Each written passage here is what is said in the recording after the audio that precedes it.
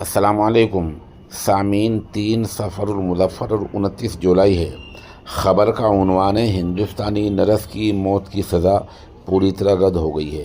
یہ وہی معاملہ ہے جس میں ہندوستانی نرس یمن میں رہ رہی ہے، جیل میں بند ہے، اس پر قتل کا الزام ہے۔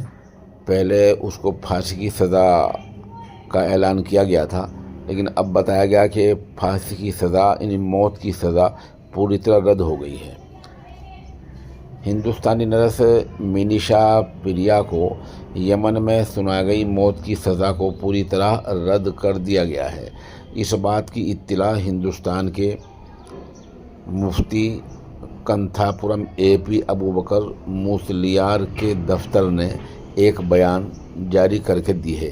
یہ وہی مفتی صاحب ہیں جن کی مساعی سے، کوششوں سے وہاں سرکار کچھ نرم ہوئی ہے، اور اب پتہ چل رہا ہے کہ منیشا جو نرس ہے، موت کی سزا پوری طرح رد ہو گئی ہے۔ ابھی یہ واضح نہیں ہو پایا ہے کہ موت کی سزا رد کس طرح ہوئی ہے۔ جو مقتول کے جو اہل خانہ ہیں، گھر والے ہیں، وہ کس بات پر رضامند ہوئے ہیں؟ وہ دیت پر رضامند ہوئے ہیں یا کوئی اور بات ہوئی ہے؟ یعنی کچھ مالی معاوضے کے ساتھ راضی ہوئے ہیں یا کوئی اور بات ہوئی ہے؟ اس بات کا پتہ نہیں چل رہا ہے۔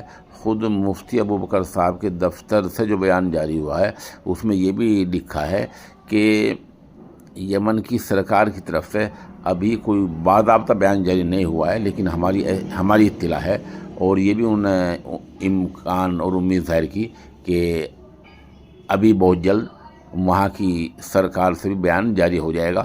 بہرحال